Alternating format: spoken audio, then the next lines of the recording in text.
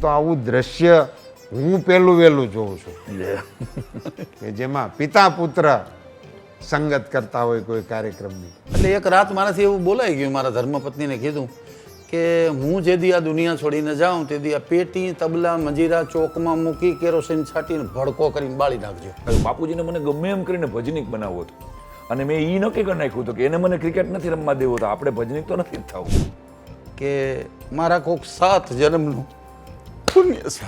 જય હો જય હો. મારું સ્ટીકર હતું એ જલારામ જીવન દર્શનનું, એ બસમાં ક્યાંક લાગે તો એ પપ્પાએ સ્ટીકર મારેલા છે. બહુ ઓછા લોકોને આ પહેલી વાર હું કહી રહ્યો છું. વાહ વાહ. અબુધાબીની ફ્લાઇટ ઉપડી ને ઇન્ટરનેશનલ ફ્લાઇટમાં, ત્યારે પપ્પાને બારી પાસે મેં બેઠા, ત્યારે પપ્પાની આંખમાં આંસુ હતા અને પપ્પાએ મારું હાથ પકડીને મને કીધેલું કે હવે તું મારું તર્પણ ન કર ને તો હાલશે. વાહ વાહ. આબા તેરો પાર પાયો લ્યો, ઘણી ઘણી કમરામાં જય હો જય હો.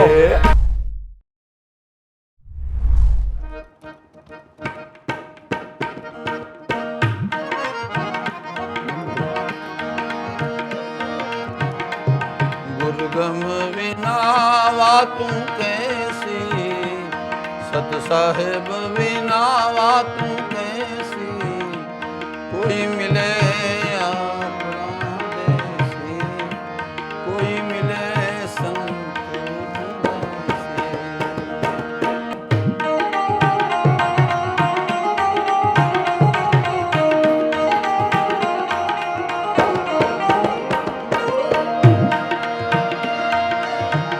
રતન સાગરમાં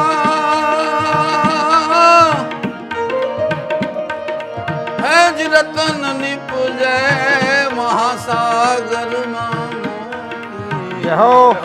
ગુરુ મહાસાગરમાં મોતી, ગુરુ ગમ વિના વાતું કેસી, સત સાહેબ વિના વાતું કેસી, કોઈ મિલે આપણા દેસી, કોઈ મિલે સંત ઉપદેસી, કોઈ મિલે આપણા દેસી, કોઈ મિલે સંત ઉપદેસી. રામ રામ.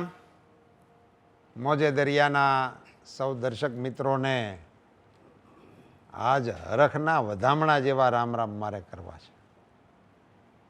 આમ થોડોક ક્રમમાં પણ તમને ફેરફાર દેખાણો. હું સામાન્ય રીતે બધાને રામ રામ કરું, જે કોઈ આપણા શબ્દના સાધક આવ્યા હોય એમને આવકારું અને આપણે કાર્યક્રમને આગળ વધારતા હોઈએ છીએ. પણ આજે ગુરુ ગમ વિના બાત કહેસી, કોઈ મળે સંત ઉપદેશી. જય હો. કેટલા સમય પછી આ સ્વર જી મારા કાને પીડ્યો.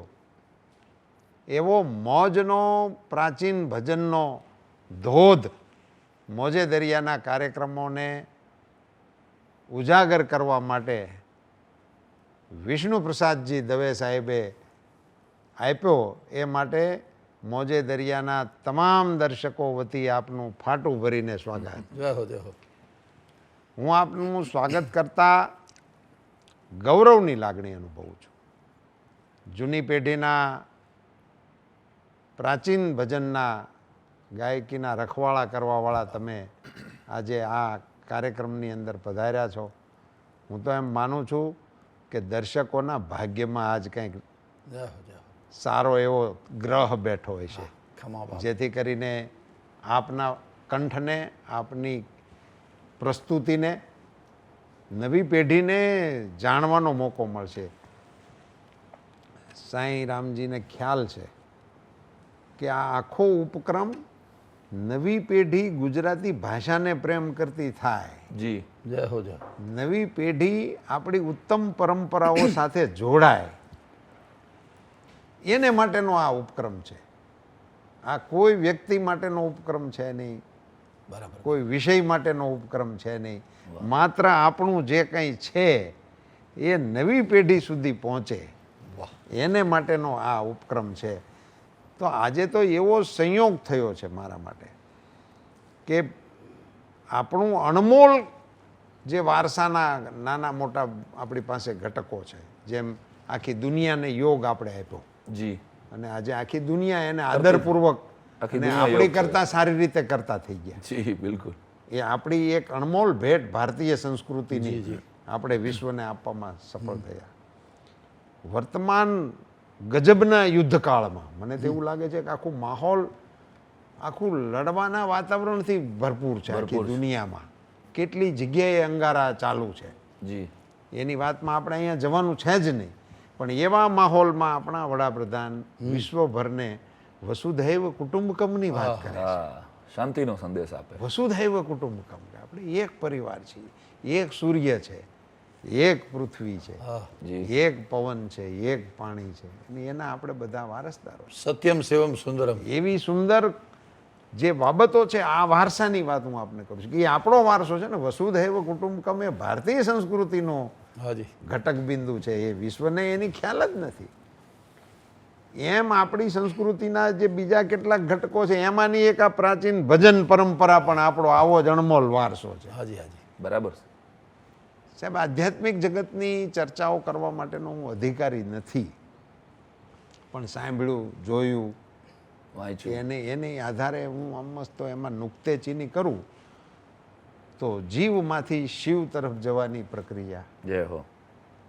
સ્વમાંથી શિવ તરફ જવાની યાત્રા, સ્વરોદયની આખી રચના, જી સંગીતની આખી રચના, અને એમાંથી આપણા દેશની અંદર આપણી સંસ્કૃતિના ઋષિ મુનિઓએ, તપસ્વીઓએ, સાધકોએ રસ્તાઓ શોધી કાઢ્યા કે આમ કરો. તેમાંથી આખું યોગશાસ્ત્ર આવ્યું. કેટલીય પરંપરાઓ આવી, નાથ પરંપરા આવી. ગોરખનાથજીએ તો એટલી બધી વિધિઓ આપી સાહેબ સાચી વાત છે. કે એની આખી તંત્ર જાલ સર્જાણી. જય હો. અને એવા મંત્રો આવ્યા કે એમાંથી કંઈ અર્થ જ ન નીકળે, પણ એ મોટા સાધનો બની ગયા એ રસ્તે ચાલનારાઓ માટેના. મંત્રો આવ્યા, તંત્રો આવ્યા, આ બધું આ રસ્તે ખેડાતા ખેડાતા આવું ઘણું આવ્યું. સંસ્કૃત ભાષા ખેલાણી, શાસ્ત્રો બન્યા, મહાભારત અને ગીતા જેવા જી. અણમોલ ગ્રંથો આવ્યા. પણ એ આખી રચનામાંથી સરળ માણસને, સાદા માણસને એ શાસ્ત્રાર્થોમાં, એ મંત્રોમાં, એ તંત્રોમાં સમજણ ન પડીને ફરી ગૂંચવાણો અને ફરી માણસ ઓશિયાળો થયો. ત્યારે એની વારે આપણા સંત પરંપરાના ભક્તો આવ્યા તો આવ્યા. અને પોતાની અનુભવ વાણીને એણે નિચોડ રૂપે સરળ બાનીમાં કહી દીધું કે આમ કરીને પહેલા, જય હો. આમ કહે. ગુરુ ગમ વિના બાત બાત કહેસી, કહેસી. કોઈ મળે સંત ઉપદેશી. અને પછી એમાં આપણા ગંગા સતી આવે. એમાં પછી આપણા બધા દેશી પરંપરાના જે ભક્તજનો, આપણે આખી ગુરુમુખી વાણી આવી છે. જય હો. આખી સાહેબ પરંપરા ગુજરાતમાં ખીલી.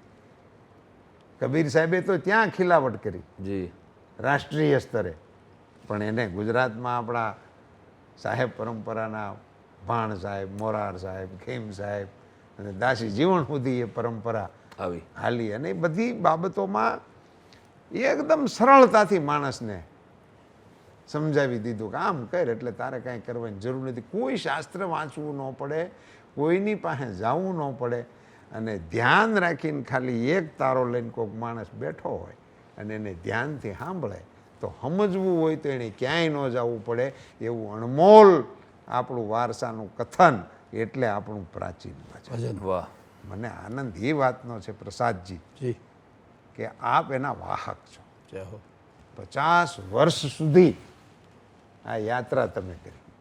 50 વર્ષ સુધી કેટલાય ઢાળ આવ્યા છે, કેટલાય ચઢાણ આવ્યા છે, કેટલીય અનુકૂળતાઓ આપની ઉપર ઈશ્વરે કરી છે અને કેટલીય પ્રતિકૂળતાઓ થઈ છે, પણ તમે રસ્તામાંથી ન હેલ્યા. ન રસ્તો બદલ્યો ને રસ્તાને ખેડ્યો. અદ્ભુત પ્રાચીન ભજનોની પરંપરાઓ. એટલે આજે તો મને અમારી અવનીબેને રેડિયો ઉપરના દોહા બુદરજીના. હાજી. ફેરફારો કેવા થઈ ગયા આપણે એવું કાંઈક સાંભળીએ તે ખબર પડે કે આવ્યો તો એને આમ વધાવ્યો તો આમ અમારા બધાય હોતો કવિએ લોકોએ કે આ રેડિયો આવું આવું લાવશે ને આવું આવું કરશે. કરશે. હવે એને બદલે અત્યારે જે આપણી આ આખી આસપાસ માયાજાળ ઊભી થઈ છે એની વચ્ચે આ મધુરસ, આ અમૃત રસ શબ્દ વાપરવો મને વધારે ગમે છે કે જે માણસના મનને, માણસના આત્માને પ્રફુલ્લિત કરવાની ક્ષમતા ધરાવે છે. એવા એના સૂર છે, એવા એના શબ્દો છે. તમે બેય તમે જોઈ જુઓ. જી. સવારમાં રેડિયોમાં મને યાદ છે પેલું એનું પ્રારંભ થતો સંતવાણીથી, હા, સવારની મંગળા જેમ અર્ચના સંતવાણી. હા, સંતવાણી શબ્દ વપરાતો. એનું એ રેડિયોનું સંગીત પણ સાંભળવા જેવું, એની જાહેરાતનું. ત્યાંથી આપણો સૂર બંધાવા માંડતો. અને પછી આપણને રાહ હોય ત્યાં મોગટલાલ જોશી આવે, શરૂઆત એનાથી થાય. ઇસ્માઇલ બાપુ આવે અને એના ભજનો આજે આપણા મગનમાં એમનેમ તરો તાજા હાલે છે. એને તમે એ રસ્તાને ખેડતા ખેડતા 50 વર્ષની મંજિલ પછી આજે મોજે દરિયાના કાર્યક્રમમાં છો ત્યારે પ્રાસંગિક રીતે મારે કહેવું છે કે અમારા મકસદને આજે એવો અમને સથવારો મળ્યો છે કે આજની પેઢીના કલાકાર તરીકે અવનીબેન પ્રસ્તુત કરે છે અને જૂની પેઢીના પ્રતિનિધિ તરીકે વિષ્ણુપ્રસાદજી દવે સાહેબ પ્રસ્તુત કરે છે. અને આ બેયનો સમન્વય થઈ અને નવી પેઢીની ઉપર આના આશીર્વાદ ઉતરે. આપનો તો ગાયકી ઉતરે એવું મારે કહેવું મારા માટે ઠીક નહીં. આપના આશીર્વાદ ઉતરે અને આપના આશીર્વાદને આ નવી પેઢી ઝીલે. આપની આ તપશ્ચર્યાને નવી પેઢી સમજે. અને એવા મંગલ અવસરે હું દર્શક મિત્રોની જાણ માટે કહું કે એક તો આવું દ્રશ્ય હું પહેલું વહેલું જોઉં છું કે જેમાં પિતા પુત્ર સંગત કરતા હોય કોઈ કાર્યક્રમની. મેં મારી જાણ સમજણમાં મારા હાજરીમાં પહેલો વહેલો પ્રસંગ છે. હું નહીંતર ડાયરાઓનો ને કલાકારોનો ને ભજનમાં બેહવાનો ઘણો બધો શોખીન માણસ છું, એટલે ખૂબ કાર્યક્રમોમાં મારે જવાનું થયું છે. પણ આવું દ્રશ્ય આજ ભોળાનાથ ઈશ્વરિયા મહાદેવની કૃપા હશે એટલે હું વિષ્ણુપ્રસાદ દવે અને સાંઈરામ દવેની હાજરીમાં એની સામો બેઠો છું. એને હું મારું સદભાગ્ય સમજું. જય હો સાહેબ. એકદમ વિરલ જોડી છે. ભોળાનાથને પ્રાર્થના કરું કે જોડીએ બરકરાર રાખે અને એમના દ્વારા ગુજરાતી ભાષાને, સમાજને ઘણું બધું નવું નવું મળે એવી મારી કામના આપની પાસે વ્યક્ત કરું છું. દર્શક મિત્રોની જાણ માટે બીજું પણ મારે કહેવું છે કે મારી જાણમાં નથી કે કોઈ એવોર્ડ હૈયારો મળ્યો હોય ની બાપ દીકરાને મળ્યો. 2007ની સાલમાં ગુજરાત સરકાર દ્વારા ગૌરવ પુરસ્કાર એ આ બંનેને સંયુક્ત રીતે મળ્યો. પહેલો પુરસ્કાર. એમાંથી એક વાત મને કહેવાનું મન થાય છે કે આપણી આ પરંપરાઓ સંગીતની, જી, સ્વરની ઉપાસનાની એ કેટલી સુરેખાલી છે કે વિષ્ણુપ્રસાદજીની આંગળી પકડીને તમે ત્યાં સુધી તો સાથે ગયા જી, કે જ્યાંથી એને પહોંચવાનો સરકારને પણ મન થાય. જી, ત્યાં સુધીની આ યાત્રા ચાલી. હું આગળ કાર્યક્રમમાં એને ખોલવાના મતનો છું કે આ યાત્રા કેમ ચાલી. એ પણ દર્શક મિત્રોને અને નવી પેઢીને પ્રેરણા માટેનું પાથેય આપી શકે. આવું કેમ થયું? કારણ કે તમે તો સ્વભાવે શિક્ષક છો. તમે તો આ બધાને જોઈને ડૉક્ટર બનાવવાની દિશામાં લઈ જઈ શક્યા હો, એન્જિનિયર બનાવવાની દિશામાં જઈ શક્યા હો. જે તમારા મનમાં હોય એવું તમે એમાં વિચાર્યું હોય એને બદલે તમે એને બાજુમાં બેહાડી અને અત્યારે ગુજરાત, ભારત નહીં પણ વિશ્વભરની અંદર ગુજરાતી ભાષાના પડઘા પડતા હોય અને જો તમરાટી બોલતી હોય સમજવું કે અમારો સાંઈરામ ને બેઠો હોય છે. એ આપણું સૌનું સદભાગ્ય છે. તો એવી એક સુંદર મજાની યાત્રાના આપણે સૌ સાક્ષી થઈ રહ્યા છીએ ત્યારે આજે મારે જ્યારે મારા મનમાં જ એવું હતું કે આપણો આ ભાષા, આપણા અમર પાત્રો, આપણી અમર કૃતિઓ, આપણી અમર કથાઓ એ નવી પેઢી સુધી આપણે જોડીએ. અને નવી પેઢીની બહુ ગમે છે, હાજી, પણ આપણે એને આપતા નથી. હવે ભજન તો આપ કોઈ પણ ગાવ તો આપની ગાયકીને કારણે એ ભજન તો રૂડું જ લાગવાનું છે. તમે સામે બેહીને તાળી જ વગાડવાના છે. પણ એને બદલે જો તમે પ્રાચીન ગાઓ તો એ સોના પે સુહાગા જેવું લાગે. હા બિલકુલ. અને એને એટલે અને કેટલીક ચીજો એવી પણ મારા ધ્યાનમાં આવે છે સાહેબ કે સામે બેસનારો એક વર્ગ છે, એને તમે 10 વખત કોઈ ખોટી ચીજ તરફ ડાયવર્ટ કરો તો 11મી વખત એને ઓલી 10 ચીજ માયલું જ યાદ આવે, એટલે એ તમારી એની ફરમાઈશ થઈ જાય. હા સાચી વાત છે. એ પછી એને એ ખ્યાલ ન રહે કે આ ખોટું છે, આમાં આપણે કંઈ ફરમાઈશ કરવા જેવું છે નહીં. અને કેટલીક ચીજો એવી છે કે જે પરંપરાગત રીતે થવી જ જોઈએ અને એ જ સાંભળવું પણ જોઈએ. મારો તો એવો મત છે. આ શું કામ હશે પારાયણ કથાથીનું એની જ પુસ્તક છે. રામ પારાયણ કરો એટલે રામચરિત માનસ જ આવે છે. હા નવું એમાં કાંઈ પુસ્તક તો બદલવાનું છે નહીં. વર્ણાનામ અર્થ સંધાનમથી જ શરૂ થાય શરૂ થાય. અને પછી જેવો વક્તા હા એ સિવાય એમાં તો બીજું કંઈ આવતું જ નથી. ભાગવત સપ્તાહ બેહારો એટલે શ્રીમદ ભાગવત, એ સિવાય તો એમાં બીજું કશું આવતું નથી. પણ સદીઓથી આ પરંપરા કોઈક આપણી ઉપર પ્રસ્થાપિત કરી ગયું, એની પાછળ આ ઋષિ મુનિઓનો કેવડો મોટો એક તર્ક હશે કે કેટલીક ચીજો નિયમિત રૂપે માણસોએ ઝીલવી જ જોઈએ. સાચી વાત છે. એનું દેશી ઉદાહરણ મારા ધ્યાનમાં આવતું, મને કોઈકની પાસેથી મેં સાંભળેલું કે ઘરની અંદર કિંમતી વાસણો જે હોય ને એ માઇન્ડે મૂકેલા હોય. એ બધી ઘરની રાહવળ હોય, એની માઇન્ડ હોય. અને એક સમય તેવો તો માઇન્ડ એ ઘરની ગરિમા ગણાય. અને એ મહેમાન હેમાન એ બધા એને જોતા હોય. એમાં આપણા બધા સરસ મજાનું જે કાંઈ આપણા થાળી વાટક્યા લોટા હોય એ બધું ન્યા ગોઠવેલું હોય. પણ એ માઇન્ડ તો દિવાળીએ એક જ વખત સાફ થાય, એને દરરોજ સાફ નથી કરતા. નવા દી આવે તે દી વળી બેનું અમારી માંડું સાંડું ને સાફ સૂફ કરે. પણ પાણીયારે જે લોટા છે એને દરરોજ ઉટકવા પડે. હા એને પછી દિવાળીએ ન ઉટકાય હા સાચી વાત છે. તો ફૂફડી કહેવાય. વાહ એ દરરોજ ઉટકાવવા પડે કારણ કે એનો વપરાશ દૈનંદિન પ્રવૃત્તિમાં છે. બરાબર. એમ આ જે સતવાક્યો છે, આપણી જે સચ્ચરિત્રની વાતો છે, એ દરરોજ કહેવાવી પડે ને દરરોજ સાંભળવી જ પડે. એમાં એવું ના ચાલે કે ભાઈ આ અમને ગમે છે એટલે નહીં, મેં સાંભળી લીધું છે એટલે નહીં. એ હેમરિંગ થવું જોઈએ. વાહ.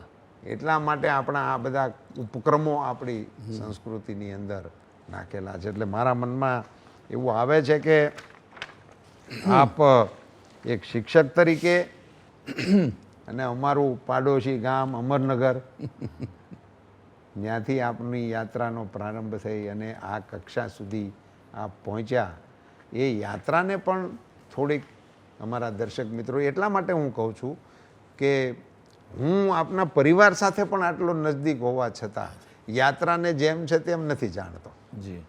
તો જનરલ સમાજ માટે એટલે નવી પેઢીને ખ્યાલ આવે કે એક કલાકાર છે એનું પિંડ કેવું હોય છે, કેમ બંધાય છે, કેમ એને ટકાડી રખાય છે અને એના કેવા ફળો આવે છે. એને એ વિગત પણ હું સાંઈરામભાઈને કહીશ કે એ અમને અમારા શ્રોતાઓની વચ્ચે મૂકે. બંને શિક્ષક, આપે શિક્ષક, જી. આપના ધર્મપત્ની પણ એ શિક્ષિકા, અને આખો પરિવાર જે રીતે શિક્ષણ સાથે સંકળાયેલો અને બાકીથી પરિવારને તમે જે રીતે પોષો સંસ્કારની દૃષ્ટિએ, અને એમાં સાંઈરામભાઈને જે તમે પરેશાન કર્યા. સામાન્ય રીતે મેં સાંઈરામભાઈ પાસેથી જે વિગત જાણી હતી એમાં સાંઈરામભાઈને તો ક્રિકેટર થવું હતું, તો અત્યારે અમે IPLમાં એને જોતા હોત અને એ બાઉન્ડ્રીઓ મારતા જ હોત. હજી આમાં મારે છે તો ન્યાય મારતા હોત, પણ તમે એને થવા જ ન દીધા. એ પણ એક યાત્રાનો અને પારિવારિક ઘડતરનો એક મહત્વપૂર્ણ પડાવ છે. લક્ષ્ય તરફ જ લઈ જવું ભલે અઘરું પડે. સફળ માળીને પપ્પા એમ કહે સફળ માળીને છે ને એ બીજમાં વટવૃક્ષના દર્શન થતા હોય. માળી જમીન આપે, ગુલાબ પેદા ન કરી શકે. વાહ વાહ ગુલાબે સ્વયં ખીલવું પડે. વાહ એમ મેં સાંઈરામને પ્રેરણા જ આપી, વાહ વાહ. પણ એ પ્રેરણા એવી બધી સુપર વિલથી આપી, ઓર્ડિનરી વિલથી ના આપી. ફડાકા સાથે હતી પ્રેરણા. ફડાકા સાથે હતી. માર ખાધો છે ને. અને મને એમ થયું કે જો આ ક્રિકેટર થશે તો મને તો બેટ પકડતા આવડતું નથી જય હો. અને આ મારો વારસો છે ને ઈ મારી હારે વયો જશે. વાહ. એટલે એક રાત મારાથી એવું બોલાઈ ગયું, મારા ધર્મપત્નીને કીધું કે હું જે દી આ દુનિયા છોડીને જાઉં તે દી આ પેટી તબલા મંજીરા ચોકમાં મૂકી કેરોસીન છાંટીને ભડકો કરીને બાળી નાખજો. ત્યારે હું પ્રાઇવેટ કંપનીમાં સિલેક્ટ થઈ ગયો હતો અને મારે ટ્રેનિંગમાં જવાનું હતું. હું એન્જિનિયર છું, આપણે વાત થઈ છે. ઇલેક્ટ્રિકલ એન્જિનિયરિંગમાં મમ્મીને એમ હતું કે નોકરી મળી જાય, પીઓ અને ઓપરેટરની નોકરી મળે તો આને છોકરી મળશે ને. આ તો એટલું જ વિચારે કે આમાં બધું, કારણ કે પપ્પા ત્યારે ભજનમાં જતા તો અહીંયા એ સમય આઈ થિંક 50 વર્ષ પહેલાં જ્યારે પિતાશ્રી ભજનમાં જતા તો હવે અહીંયા ગાંજા પીને બધા ભજનમાં સ્ટેજ ઉપર ગાંજો પીવાતો અદ્ભુત માણસો. અને એ માહોલ, અને મમ્મી એકદમ શિક્ષિત પરિવારમાંથી, જામનગરમાંથી, અમરનગર આવેલા. પપ્પાને આજની તારીખે કોઈ વ્યસન નથી, માત્ર સરસ્વતીની સાક્ષી એટલે મને કોઈ વ્યસન. તો મમ્મીને એમ હતું કે ક્યાંક મારો છોકરો આ ગાંજા વાંજાના રવાડે ચડી જાય તો આમાં એમનું ફ્યુચર શું એમ. અને ત્યારે તો પપ્પાને પોતાનું ફ્યુચર નહોતું લાગતું કે એ મોજથી ભજન કરતા, પોતાની મોજ એમાં કાંઈ કમાઈ લેવા માટે ફ્યુચરનો વિષય જ નહોતો. ક્યાંય વિષય જ નહોતો. મને આવડે છે અને મને ગાવું છે. તો એટલે મને એન્જિનિયરિંગમાંથી હું સિલેક્ટ થયેલો. અને પછી એ રાતે પપ્પાએ એમ કીધું કે આ બાળી નાખજો. બસ આ એક વાક્ય મારા જીવનના ટાઇટેનિકની દિશા. આખી રાત મા દીકરો ડાઇનિંગ ટેબલ પર બેઠા રહ્યા, હું તો સુઈ ગયો. પણ એણે કીધું એને માતુશ્રીને કે કાલથી પપ્પા કે એટલા અક્ષર કરીશું. એટલે મેં એવું કીધું હતું કે 4 વર્ષ મમ્મી કહે એમ કર્યા મેં, 91 to 93 વાહ. એન્જિનિયરિંગ મેં કર્યું. હવે મેં કીધું બીજા 4 વર્ષ તમને આપું. વાહ. 94 થી 98, 99ની જાન્યુઆરીએ હું પંચરની દુકાન કરું તો તમારે મંજૂર રાખવાની. વાહ. જય હો, જય હો. આટલી શરત. અને બાપુજીએ મને ફ્રીડમ આપી કે 4 વર્ષ હું કહું એમ કરવાનું. તો કે હા. એટલે એક ભજન લખાયું. બાપુજીને મને ગમે એમ કરીને ભજનિક બનાવવો હતો. અને મેં એ નક્કી કરી નાખ્યું હતું કે એને મને ક્રિકેટ નથી રમવા દેવો, તો આપણે ભજનિક તો નથી જ થવું. એજન્ડા ફેલ, મારો આમે એજન્ડા ફેલ. હિસાબ કર્યો. હિસાબ એટલે કર્યો હતો. અને એ ફ્રીડમ અમારા ઘરમાં એ લોકશાહી હતી. તો બાપુજી એમ કીધું કે 1 મિનિટ રોકી દો સાહેબ. હા એ ફ્રીડમ અને લોકશાહી એ શબ્દો એની હારે નહીં સુખ થાય. તો મારું ભાગવત એમ કહે છે હા કે આખોય ગીરધારીનો જે પ્રસંગ છે હા એ બાલકૃષ્ણની વાત વાસુદેવે માની એટલે થયો હતો. હા, એ વાત. સાચી વાત છે. સાચી વાત. ઈ સંસ્કારો આ પરિવારમાં પરિવારમાં આલ્યા. ક્યાંક. તો બાપુજી મને કે ભજનિક, એટલે મને શું થતું હતું કે ભજનમાં મને ગઝલ બહુ ગમતી હતી. વાહ. હું ગઝલ ગાતો, ઉંમર પ્રમાણે એ સિવાય પપ્પા પણ મારી ગઝલ સાંભળે. પણ પછી બાપુજીએ બહુ આમ શિક્ષકનો જીવ ને, ગઝલના પ્રોગ્રામ સૌરાષ્ટ્રમાં નહીં થાય કે કોઈ તને બોલાવશે નહીં. એ કે આમાં પૈસા તારે, કે આપણે તો આર્ટમાંથી ઘર ચલાવવું છે, વાહ. નોકરી કરીને ઘર ચલાવવું છે. તો ગઝલનો પ્રોગ્રામ ક્યાં ને મને બતાડી કે તું સૌરાષ્ટ્રમાં જા, આંટો મારી લે, બધા છાપામાં જ ક્યાંય ગઝલનો પ્રોગ્રામ રાજકોટમાં થયો, ગોંડલમાં થયો, જિલ્લામાં થયો, અને એ કલાકાર સર્વાઈવ થઈ શકે એવું ક્યાંય બન્યું. એટલે મેં એ જોયું કે જે મારા કરતાં અદ્ભુત ગઝલ ગાતા હતા અને 20-20 વર્ષથી ગઝલ ગાતા હતા, એ ખાલી એને પડકારા બધાઈ દેતા હતા, એનું પેટ નહોતું ભરાતું. વાહ. ક્યાં? વાહ. વાસ્તવિકતા. એટલે બહુ એનાલિસિસ Reality. એટલે કે તને ભજન ન ગમતા હોય કાંઈ વાંધો નહીં, એટલે ન ગમતા એવું વાંધો નથી. મને એમ તો હું મારી ક્રિએટિવિટી નહીં આપી શકું ને આમાં. મારી અંદર એક સર્જનશીલ આત્માથી, હજી તો કાંઈ આવડતું નહોતું એવું, પણ એ મને એટલું સમજાણું હતું કે બાપુજી મારે ભજન તો કોકે લખેલા જ ગાવાના ને. વાહ. વાહ. હું કાંઈ મારી અનુભૂતિથી ભજન લખી નહીં શકું, અને એ કાંઈક લોકો સ્વીકારી લે આ વાતમાં માલ નહીં. એટલે બાપુજીએ પછી કીધું તો તને લોક સાહિત્ય ગમે છે તો તું ઈ કર. અને પૂંજાવાળા દરબાર પણ સાહેબને- એટલી હા પાડી. હા, એટલી બિલકુલ હા પાડી. એના માટે એમનો આભાર. અને પછી કે પણ હું આમાં તને કે હેલ્પ નહીં કરી શકું. મારે ખાલી ચર્ચા એટલી થયેલી કે મને કોઈ સપાકાર આવડતા નથી, મને લોક સાહિત્યનો અભ્યાસ નથી, મારી પાસે 2-2.5 હજાર ભજનોની બેંક છે. આ અઘરું છે, આમાં એક પણ બ્રાહ્મણ કલાકાર નથી. વાહ. એ સમયનું વાસ્તવિકતા હતી. વાહ. જ્યારે મેં 27 વર્ષ પહેલા પદાર્પણ વિચાર્યું કે આમાં આપણી કોમ, મારા દીકરા તરીકે તને કોઈક ભજન ગાવા દે છે, તારા કાલથી પ્રોગ્રામ શરૂ થઈ જાય. કારણ કે ત્યારે પપ્પા વન મેન શો કરતા હતા. વારસો છે. એક ગૌશાળાઓ અને મંદિરો ફિક્સ ઓડિયન્સ હતું, કાંઈ ગ્લેમર ને ટિકિટ શોનો માહોલ નહોતો. આમાં એ કે હું કોકને કહી શકું કે મારો છોકરો ભજન ગાય છે, મારા બદલે આવશે. પણ લોક સાહિત્ય તું કરતો તારી રીતે બેહવું પડે. બસ મેં આટલું પકડ્યું. મેં મારા પિતાશ્રી તરીકે તમે માનો છો કે આ અઘરું છે? મને કે હા. આ ચેલેન્જ છે? મને કે હા. તો ઉપાડવા દો. વાહ. વાહ. તો આ મને એટલું તો કરવા દો કે જો મારા બાપ તરીકે મારે કોઈના અને આ દુનિયામાં હું કોઈના સર્ટિફિકેટના મોહતાજ નથી, ઓનલી વિષ્ણુ પ્રસાદ દવે. વાહ. વાહ. આ જેદી એમ કહી દે ને કે તું સૂરમાં, હજી ઈ તો કહેતા જ નથી કે હું સૂરમાં, હું પરફેક્ટ કલાકાર છું, આવું બાપુજી તો કહેતા જ નથી. વાહ. વાહ. એ તો મારી ભૂલ જ કાઢે, અને એ જ બાપ હોય. એ જ બાપ હોય કે એટલે મારા માટે મને એવા પિતા મળ્યા કે ઓનેસ્ટલી કહું કે પછી હું લોક સાહિત્યમાં શરૂ થયો, મારું મેમરી સેક્શન માતાજીની દયાથી હતું. તો લેફ્ટી છું હું, ડાબોડી છું, ડાબોડી બેટ્સમેન, ડાબોડી બોલર હતો. હજી હું રમું તો સાહેબ 6 દડામાંથી 3 દડા નો રમવા દઉં તમને, એવી બોલિંગ હું કરું.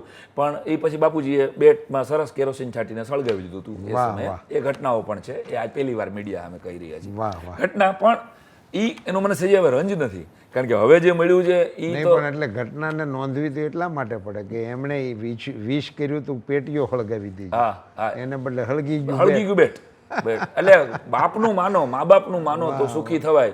આનું તમને કોઈ તમારી જિંદગીમાં સાહેબ પૂછે સીધું ઉદાહરણ તો સાંઈરામ દવે કે બિઝનેસ ક્લાસની ટિકિટ લેવી હોય ને તો બાપુનું મનાય. બાકી આપણી ટિકિટ છે, આપણે જવું પડે. હું ગામના ખર્ચે 3 પાસપોર્ટ પૂરા કરી શક્યો, માત્ર મારા પિતાનું માયનો, સંગીત અને વારસો. પછી ઘટનામાં એણે કીધું કે તું પછી જ્યારે સાહિત્યની પહેલી કેસેટ બહાર પડી જલારામ જીવન દર્શન, તો હવે એ કેવી કેમ, તો આ એ પિતાશ્રી છે કે જે 5 કેસેટ લીએ અને પછી કોઈ પાનની દુકાનમાં કેસેટ વાગતી હોય ને, કે કેસેટવાળાને એમ કહે કે ભાઈ આ કંપની તરફથી આવી છે, તમે આ કેસેટ વગાડો અને વગાડો અને સાંભળો એમ. અરે વાહ, પ્રમોટ કર્યા. એટલે એવી રીતે મારો દીકરો છે એને પ્રમોટ કરો એમ નહીં, પ્રમોટ કર્યા. પણ કે આ એક નવો કલાકાર છે, જરાક જોજો ને હવારના પોરમાં વાગશે ને. તો એ પિતા તરીકે મારી પ્રેસ નોટ દેવા માટે એ મને યાદ છે કે બસમાં આવે ને અકિલામાં જાય અને એમ કહે કે અમારા દીકરાનો નાનકડો કાર્યક્રમ થયો છે ને એની પ્રેસ નોટ. મારી પહેલી પ્રેસ નોટ મારા પિતાએ પ્રેસને પહોંચાડી. હા, કે ભાઈ ઈ તારે આવું. તો એક આખો મારું સ્ટીકર હતું એ જલારામ જીવન દર્શનનું, એ બસમાં ક્યાંક લાગે તો એ પપ્પાએ સ્ટીકર મારેલા છે. બહુ ઓછા લોકોને આ પહેલી વાર હું કહી રહ્યો કે અત્યારે લોકો તાલી પાડે છે, મિલિયન્સમાં વ્યૂ છે, પણ ત્યારે તો કોઈ ઓળખતું જ નહોતું. તને કોઈ ઓળખશે. અચ્છા, તૈયારી તરીકે કડક બાપ કેવો હોય કે મને 15 જોક્સ આવડતા હતા અને એક ચારણ કન્યા આવડતી હતી. આ પહેલી સ્ક્રિપ્ટ હતી મારી. તો એક જગ્યાએ ગોંડલના પ્રોગ્રામમાં 15માંથી 7 જોક્સ કરી નાખ્યા એને. હા, પોતે ના પપ્પાએ. હું એને ફિક્સ કરવા જ કરતો હતો. એને જે બોલવાનું છે હું બોલી નાખ્યું મેં બધું, હવે તું આવ. અને પછી મને રજૂ કર્યો. અરે વાહ. અને ક્યાંય કેટલાક લોકો એમ કહે કે બાપુજીનું નામ આપીને આગળ આવે ને ઘણા બધા, અને એનો કઈ ગૌરવ હોય. બાપુજીએ મને એમ કીધું કે પ્રશાંત કુમાર આવ્યા છે હવે કલાકાર તરીકે. ત્યારે મારું નામ સાંઈરામ હજી નહોતું. પ્રશાંત કુમારને વિનંતી કરું કે લોક સાહિત્ય રજૂ કરાવે. લોકોને ખબર ન પડે કે આ કોણ છે. મેં કીધું મારો દીકરો છે એમ કહેવામાં, એ કે ના, તો તને સેફ ઝોન મળી જાય. તને ઢાળ, તને એ તું તારી રીતે કરે, તારે જે કરું. એટલે બાપુજીએ જ મને ફીણ લેવડાવી દીધા સ્ટેજ ઉપર. એટલે એ મારું ઘડતરનો પ્રોસેસ, સંઘર્ષની, કે તને બીજા અટવાવે. હા, કે તને બીજા અટવાવે, તારી જોક્સ કોઈ કરી નાખશે, તારી વાત કોઈ બધું થવાનું જ છે. તો થવાનું જ છે ફિલ્ડમાં. અને એ પછી જે એ રાતે રોયો હું, આવું થોડું કરાય એમ, તમારે 15 જોક્સ મારા હાથ જોક્સ તમે કરી નાખો તો મારે કરવું શું. હું કાયમ એક વાત એને કરું કે રૂની પૂણી પહોંચી હોય, બેલા ઉપર લીટો ન કરી શકે, પણ એ રૂની પૂણીમાંથી દોરા નીકળે અને એક રાંઢવું બને અને કોઈ ખેડૂત કોહની હારે જોડી દે અને થાળામાં રોજ હાલે તો કેવા લીટા પડી જાય. વાહ. એમ તારે કીધું રોજ તું રૂની પૂણી જેવો છો, તારે રાંઢવું બનવાનું છે. તઈ લીટા ધર્મ ને પરમાર્થ ને પડશે.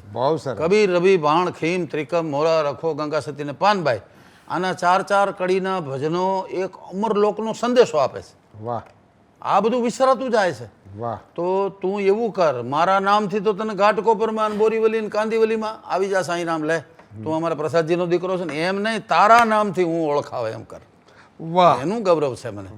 અને રૂપાલા સાહેબ, એટલું હું જાહેરમાં કહું કે મારા કોઈક 7 જન્મનું પુણ્ય છે.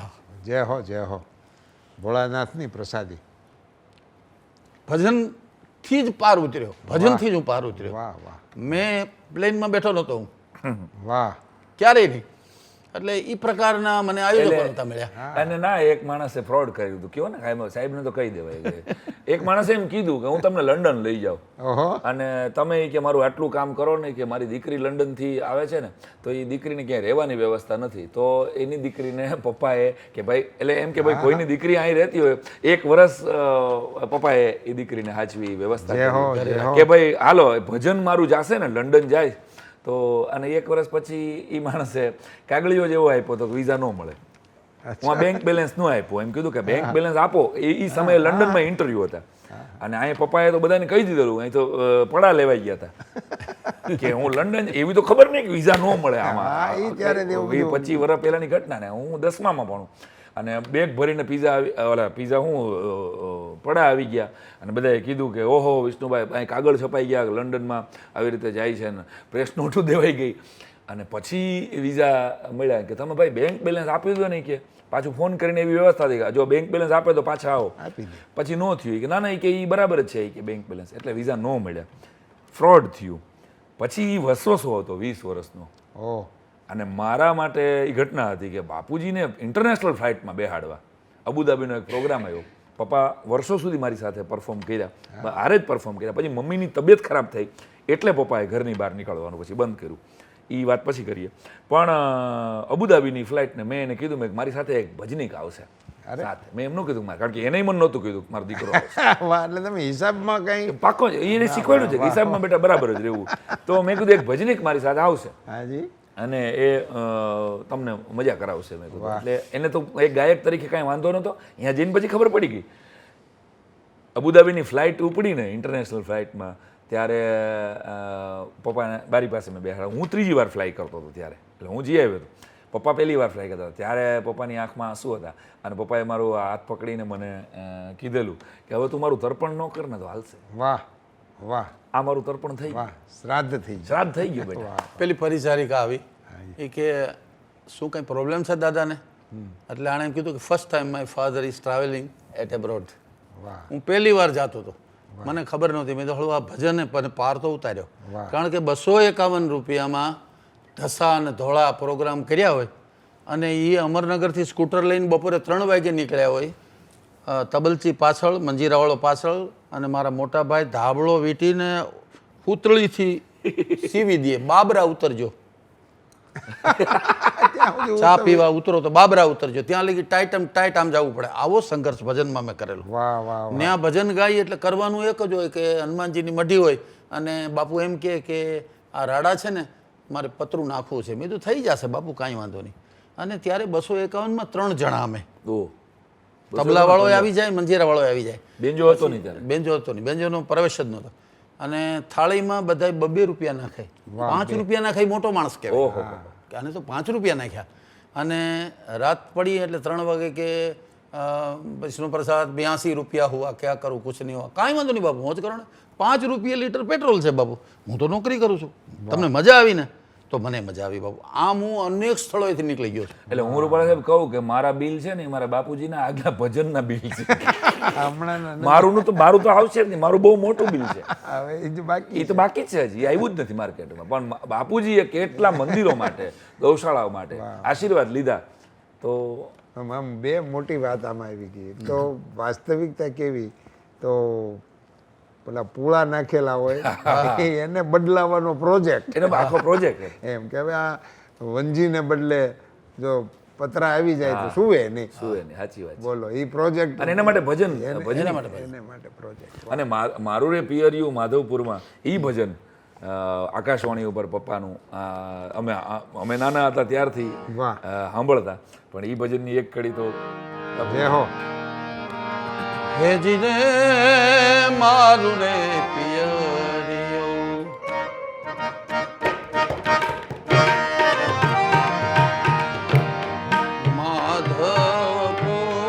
માધવપુરમાં મથુરા નગરમાં વેલડા જોડો તો મળવા જાય.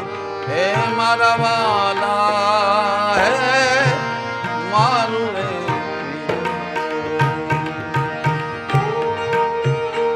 જય હો.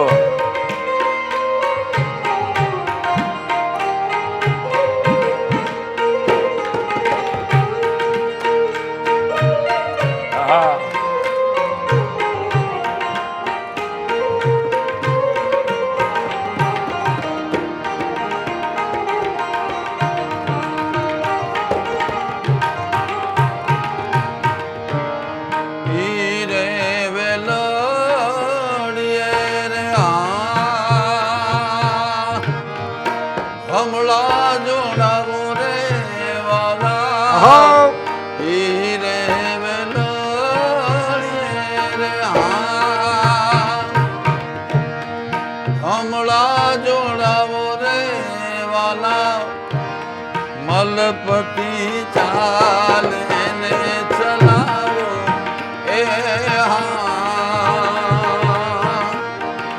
હારે હા મારું રે પિયરિયું માધવપુરમાં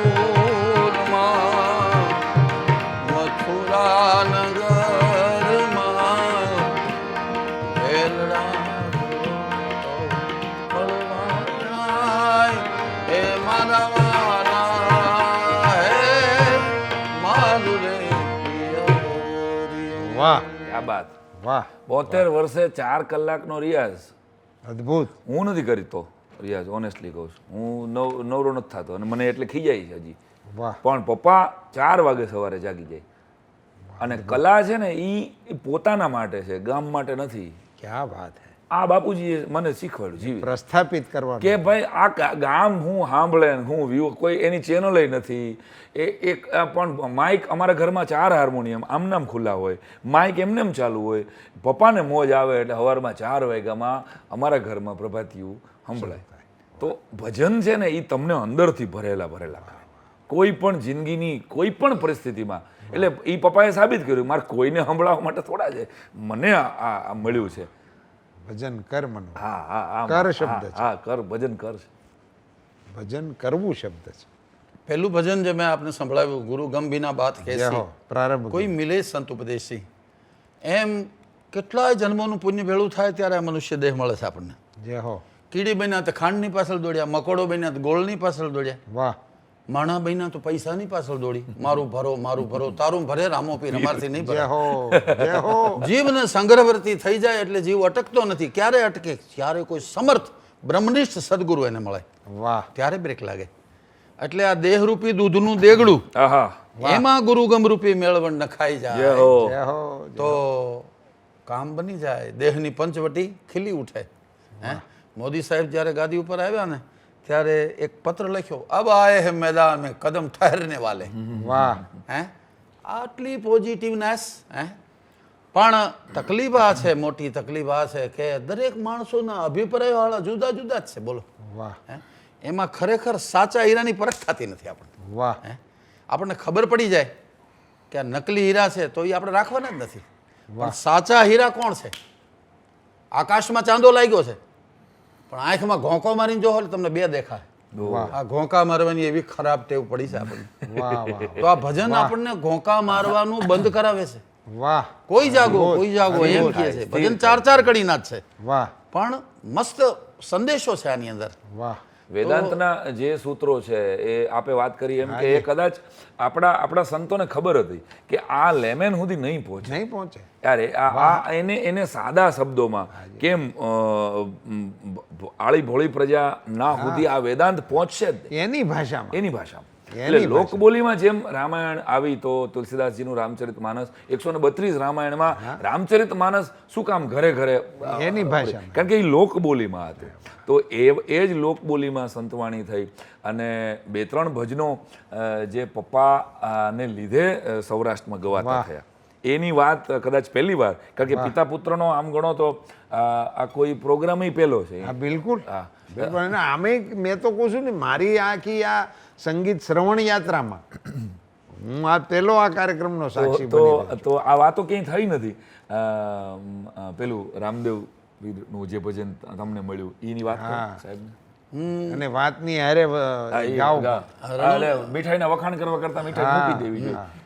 આ પેલા રામ ભગવાનને તો માને, કૃષ્ણ ભગવાનને માને, પણ રામદેવ પીરનું પણ ખૂબ જ અત્યારે પૂજાઓ ચાલી રહી છે. રામદેવ પીરના નોરતા ચાલી રહ્યા છે. ઘણા બધા સંતોના રામદેવ પીરના આશ્રમો છે. તો મને રણુજા જવાની ઈચ્છા થઈ રામદેવરા. વાહ. તો અમારા છે લગભગ 50-40 વર્ષ, ઓછામાં ઓછા 40 વર્ષની વાત છે. તો હું રામદેવરા ગયો. અમારા સંત મૂળદાસ બાપુ ત્યાં ખૂબ જાય, રામમઢી સુરતવાળા. અને હું ત્યાં ગયો તો ત્યાં એક બાઈ આટલી લાજ રાખી અને મંજીરા વગાડે અને એક ભાઈ બેઠો બેઠો રામસાગર ઉપર ભજન ગાય. પશ્ચિમ ધરામાં પીર બીજા પ્રગટ્યા, વાહ બાબા તેરો પાર ન પાયો જીઓ. એટલે મેં કીધું યાર આ શબ્દો તો બહુ સરસ છે. એટલે હું તો પલોઠી વાળીને બેસી ગયો પાસે. મેં અહીંયા ક્યાં કોઈ ઓળખે છે આપણને. એટલે ડાયરી કાઢી, શિક્ષકનો જીવ, ચારે ચાર કડી લખી લીધી. હથિયાર હારે. હા, હથિયાર આવી. વાહ હે વાહ. આમાં અસ્ત્રા વિના તો કઈ દુકાન ખોલાય નહીં. અને ભાઈ ચાલુ કરીને ભાઈ એ જે ગાતા હતા ને એ ભજન મને એમ થઈ ગયું કે આ ભજન મારે રેડિયોમાં ગાવું છે. હારે. સમજ્યા? તો એ મેં કેવી રીતે ગાયું? નાનજીભાઈ મિસ્ત્રી વાયોલિન વાદક હતા. ઓહો, તે જમાનો આગળ વધી ગયો. જમાનો. વાયોલિન હતું ને, વાયોલિન હતું. ડિઝાઇનમાં નહોતું. પેલા નહોતું ને. અને નાનજીભાઈ આવ્યા. નાનજીભાઈ આવ્યા. ક્યાં બાત. એ પશ્ચિમ ધરામાં પીર મુજા પ્રગટ્યા, જય હો.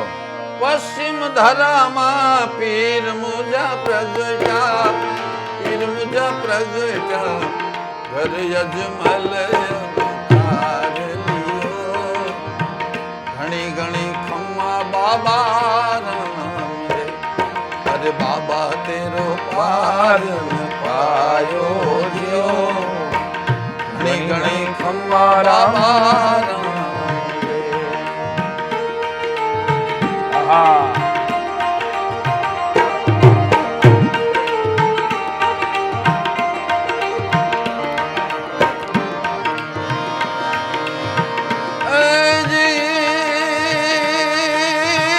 આહો.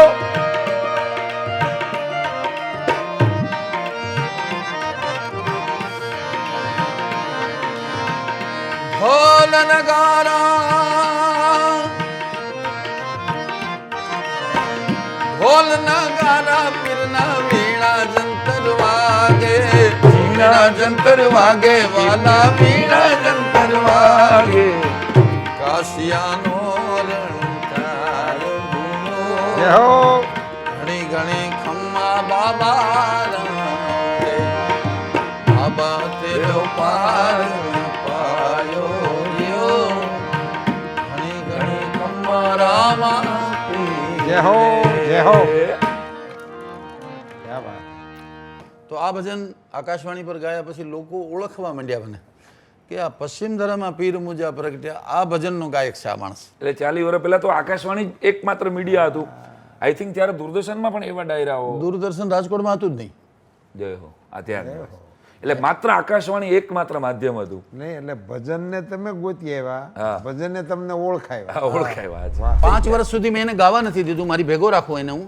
હું એમ કહું જો હું ડાયરી ખોલતો ખાલી. પેલો ભાઈ છે ને બગાસું ખાય છે, જો એને આ ભજન નથી ગમતું. પેલો છે ને જો 100 રૂપિયા મૂકવા આવ્યો, આનું વિઝિટિંગ કાર્ડ લઈ લેવા, આ કોક દી કાર્યક્રમ કરશે તારો.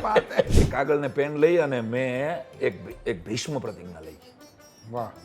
કે બાપુજી આજે છેલ્લી વાર તમે મારો ચાન્સ, તમે કોઈને રેફરન્સ હવે જિંદગીમાં મારો આપતા નહીં. ક્યાં બાત હે. હવે પછી તમે ગામમાં જો તમને એમ ન કહેવામાં આવે ને કે વિષ્ણુભાઈ એક ડેટ લઈ દો સાંઈ રામદેવની, એવું નામ ન બોલાવું ને તો જય હો જય હો. તો જીઓ. મારું મૂછ મુંડાવી આવજો, જાહેરમાં ટકો કરીને મારા માથે જોડાનો આપે. જય હો જય હો. જપલે હરી કાલા